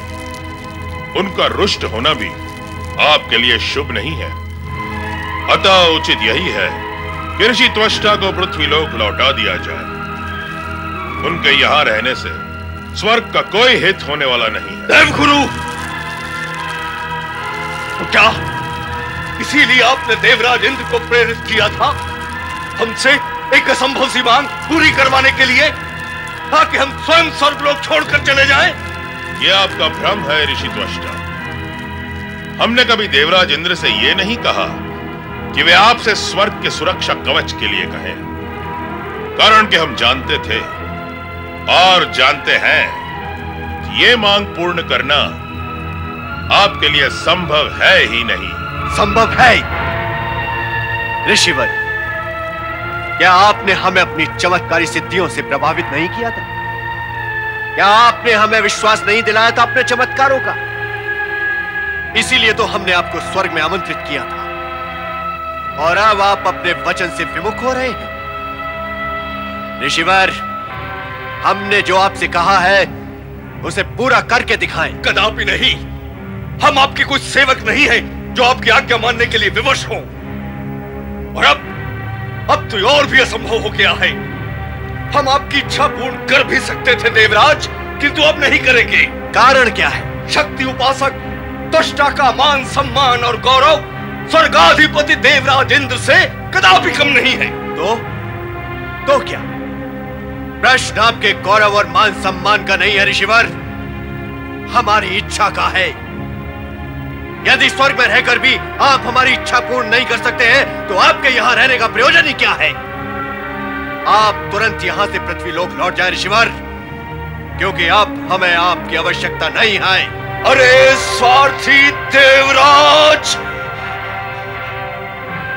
आवश्यकता तो हमें भी तुम्हारी नहीं है। स्वर्गलोक में अतिथि बनाकर तुम हमें यहाँ लाए थे। हमने तुमसे नहीं कहा था स्वर्गलोक में आने के लिए, तुमने हमसे विनती की थी तुमने। और अब हमें चले जाने के लिए कहकर तुमने हमारा ही नहीं, हमारी सिद्धियों का और हमें सिद्धियां प्रदान करने वाली माता शक्ति का भी अपमान किया है। अब हम यहाँ एक क्षण भी नहीं रहेंगे। धैर्य ऋषि त्वष्टा। इसलिए और अधिक अपमानित होने के लिए, हमें अपमानित करने में आपका भी पूर्ण योगदान रहा है देवगुरु बृहस्पति। इसका दुष्परिणाम आपको और देवराज इंद्र को ही नहीं अपितु संपूर्ण स्वर्गलोक को भुगतना होगा।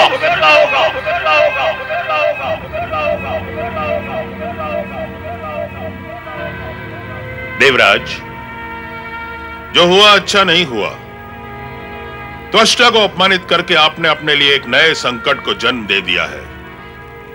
हमें सावधान रहना होगा। अभिमानी त्वष्टा अपने अपमान का प्रतिशोध अवश्य लेगा। कहां हो तुम सब? कहां चले गए मेरे शिष्यगण? प्रणाम गुरुदेव। प्रणाम गुरुदेव। प्रणाम गुरुदेव। प्रणाम गुरुदेव। मेरे शिष्यों, स्वर्गलोक में इंद्र द्वारा हमारा घोर अपमान हुआ है। उस अपमान का प्रतिशोध हम अवश्य लेंगे। माता शक्ति की आराधना करके हम एक ऐसे यज्ञ का अनुष्ठान करेंगे जो कि इंद्र के लिए घातक सिद्ध होगा। इसलिए प्रिय शिष्यों, इंद्र विरोधी महायज्ञ की तैयारियां आरंभ करो। जैसे आपकी आज्ञा गुरुदेव।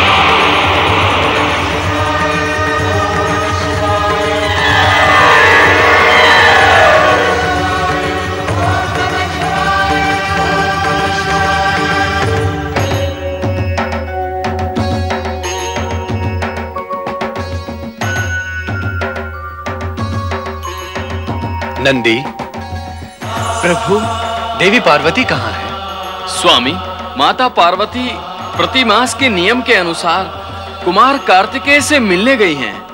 अब तो उनके लौटने का भी समय हो गया। श्री शैल पर्वत से लौटते समय देवी पार्वती को बार बार नारद का स्मरण हो रहा होगा। देवऋषि नारद का स्मरण?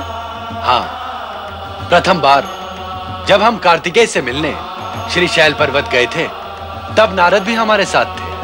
पति परमेश्वराय नमो नमः। आप तो अंतर्यामी हैं स्वामी। ये सत्य है कि बार बार मुझे नारद का स्मरण हो रहा था।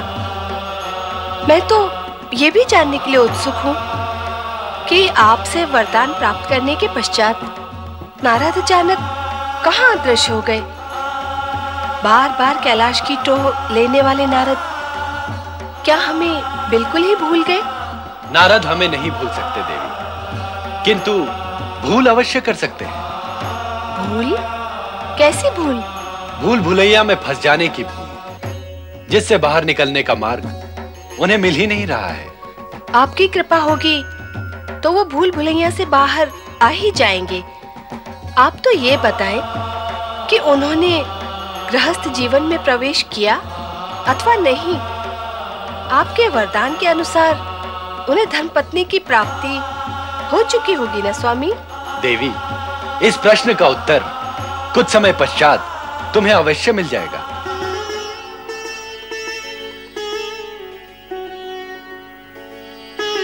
न जाने किस दशा में होंगे नारद।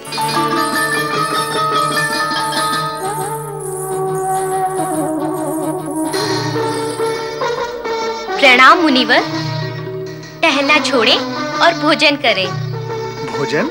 हाँ मुनिवर, ये मिष्ठान और पकवान मैंने स्वयं बनाए हैं और आपके लिए बनाए हैं। आप इनका भोग लगाइए और बताइए मैं पाक कला में निपुण हूँ अथवा नहीं। किंतु आपने मेरे लिए इतना कष्ट क्यों किया? मेरे संतोष और आनंद को आप कष्ट क्यों कहते हैं मुनिवर? आपको भोजन कराकर मुझे जो संतुष्टि और आनंद की प्राप्ति होगी उसकी तो आप कल्पना भी नहीं कर सकते। मैंने जो कल्पना नहीं की थी वही सब कुछ तो घटित हो रहा है राजकुमारी। आप इतना संकोच क्यों कर रहे हैं मुनिवर? यदि आप इसी प्रकार संकोच करते रहे तो मैं अपने हाथों से बैठाकर आपको भोजन कराऊंगी।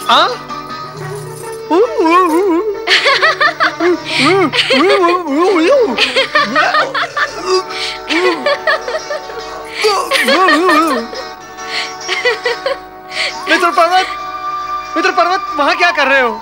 यहाँ आओ, चले आओ, मेरे पास आओ, मेरे साथ बैठकर मेरे साथ भोजन करो, है ना? बुलाओ उन्हें। मुनिवर पर्वत, आपका भोजन आपके कक्ष में पहुँच गया है। हा? ये नारद जी का भोजन है। पर्वत नहीं पर्वत।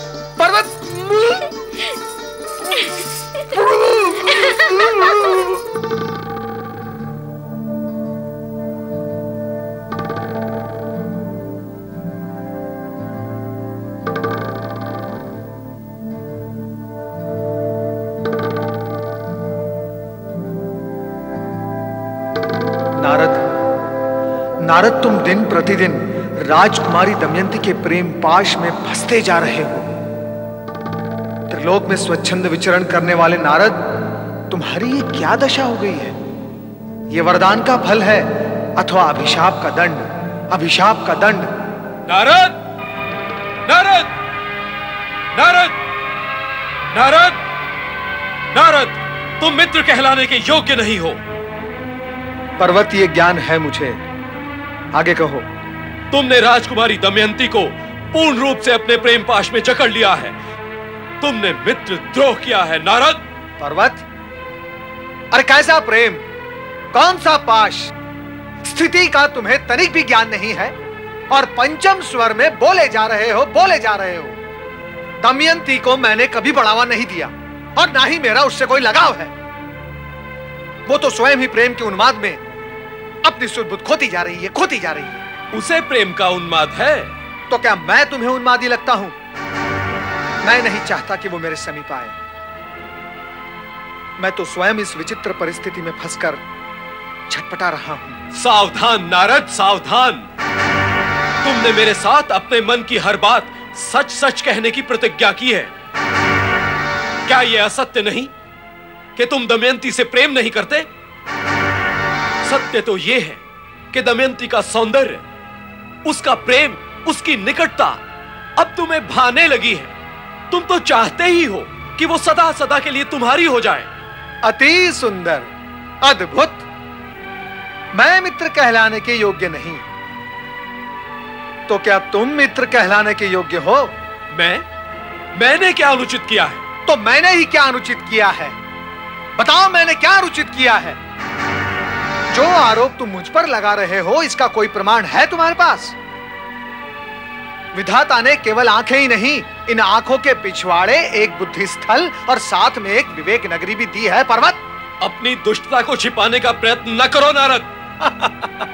ये तुम नहीं, तुम्हारे हृदय में छिपी ईर्ष्या बोल रही है। फिर भी तुम्हें विश्वास दिलाने के लिए मैं अपने विधाता भगवान श्री हरि विष्णु और जगत के पालनहार भगवान भोलेनाथ की ये शपथ खाकर कहता हूं कि मैंने ये कभी नहीं चाहा कि दमयंती सदा के लिए मेरी हो जाए। असत्य, सर्वथा असत्य। बार बार असत्य बोलकर तुम अपनी सत्य बोलने की प्रतिज्ञा तोड़ चुके हो। तुमने मेरे हृदय को पीड़ित किया है, अतः मैं तुम्हें श्राप देता हूं कि अपने मन की चंचलता के कारण तुम अपने आप को वानर सा सिद्ध कर चुके हो। अब तुम्हारा मुख वानर सा हो जाएगा। तुम वानर मुखी बन जाओगे।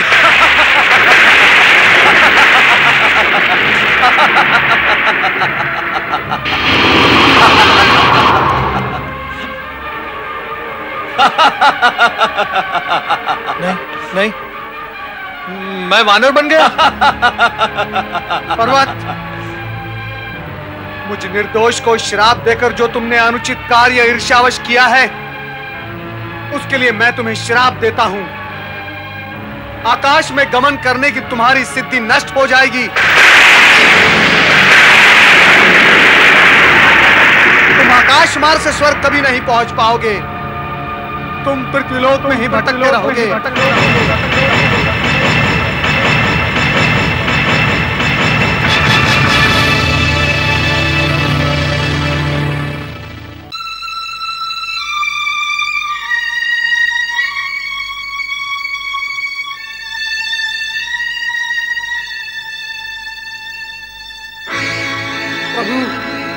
प्रभु मेरी रक्षा करे, प्रभु मेरी रक्षा करे, प्रभु मेरी रक्षा करे।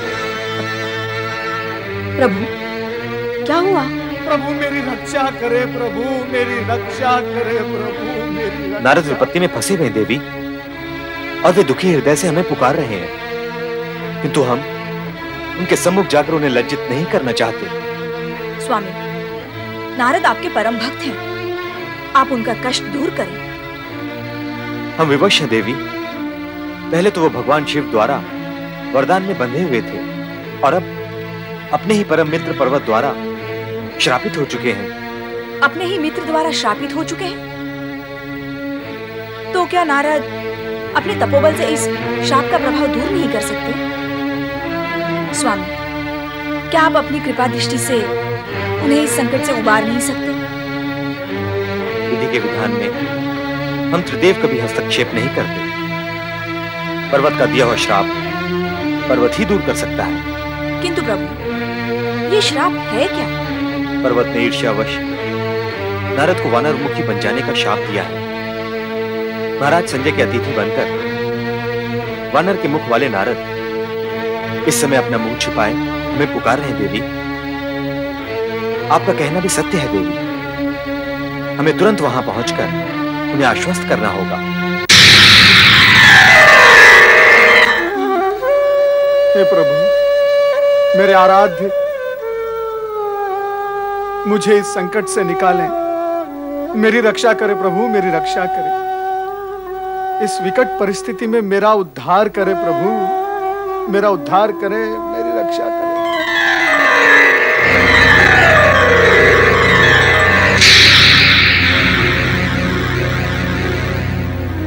नारद,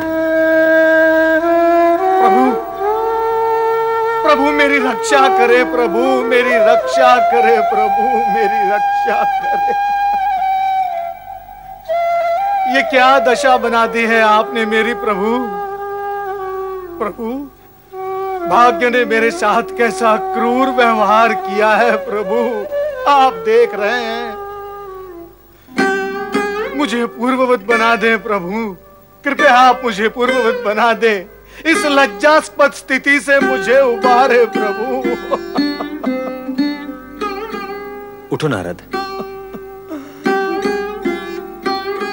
नारद, हम तुम्हारी पीड़ा से पीड़ित हैं, किंतु हम विवश हैं। जब तक पश्चाताप के तप से तपित होकर पर्वत स्वयं यहां लौटकर नहीं आता, तब तक तुम्हें इसी रूप में रहना होगा। नारद, वानर मुख धारण करने से तुम्हें कष्ट नहीं होगा। इस बीच तुम्हें अपूर्व अनुभव प्राप्त होगा। इसे अभिशाप नहीं, वरदान समझो नारद। इसे जीवन के नए अनुभवों से साक्षात्कार करो। प्रभु, कृपया कर अब यह भी बता दे कि मैं अपने मूल स्वरूप को कब प्राप्त करूंगा। पर्वत के लौटने तक का समय देखते ही देखते बीत जाएगा नारद। तब तक तुम दमयंती की छत्र छाया में रहो, तुम्हारा कल्याण हो।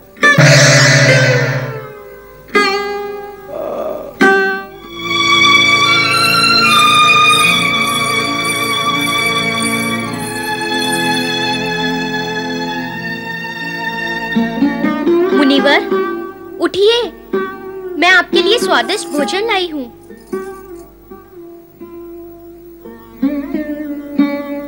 उठिए मुनिवर, उठिए, भोजन का समय हो गया है।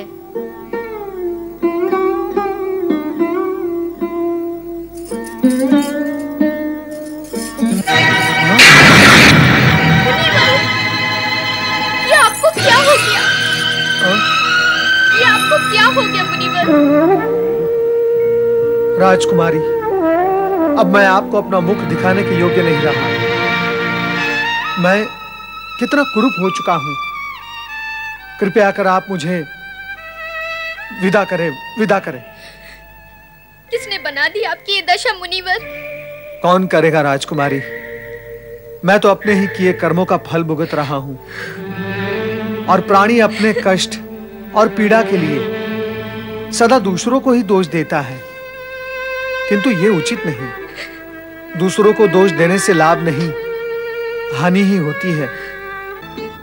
और दोष देने का दुष्कर्म और भी विस्तार पाता है, और फिर कर्म फल भुगतने के लिए और भी अधिक समय लग जाता है।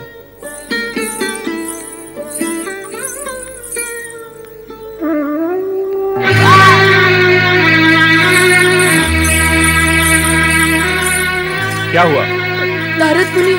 नारद मुनि?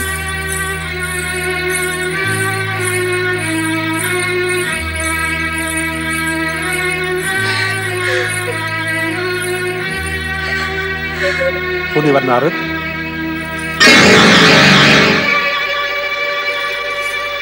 आपकी सारी सिद्धियां, सारे चमत्कार यहां आकर नष्ट हो गए और आप अपने आप को कुरूप होने से नहीं बचा सके। महाराज, आपने मेरी बात पर विश्वास नहीं किया। अब प्रत्यक्ष देख ले। नारद ने हमारी पुत्री पर कुदृष्टि डाली। उस पाप कर्म का फल भी भोग रहे हैं। नहीं माता, नहीं, सर्वथा ऐसा नहीं है। इन्होंने मुझसे कोई ऐसी बात नहीं की।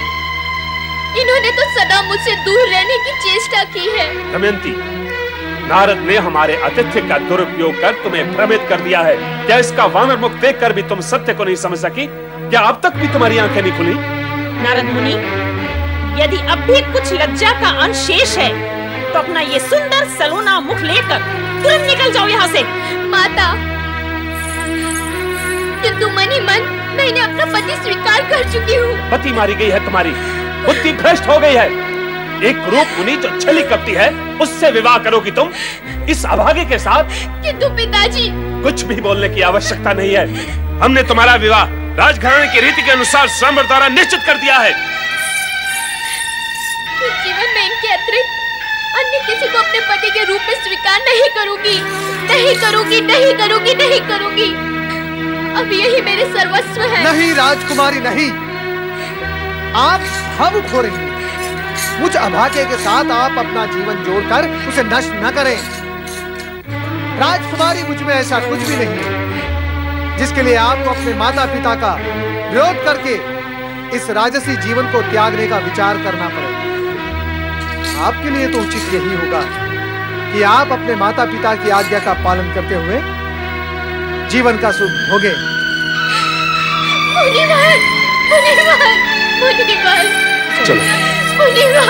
राजा संजय ने अपनी पुत्री दमयंती को नारद के प्रेम से बलपूर्वक रोक तो लिया, किंतु राजकुमारी के मन मंदिर में तो नारद ही बसे हुए थे। नारद प्रताड़ित होकर अपनी सुध बुध खो बैठे थे। दूसरी ओर नारद के श्राप से पीड़ित और उससे मुक्त होने के लिए मुनि पर्वत वन वन भटक रहे थे। पीड़ा मुक्त तो केवल शक्तिशाली एवं सिद्ध पुरुष ही कर सकते हैं, और ऐसे चमत्कारी सिद्ध पुरुष त्वष्टा तो यज्ञ वेदी के सम्मुख अपनी शक्तियों की वृद्धि में संलग्न थे।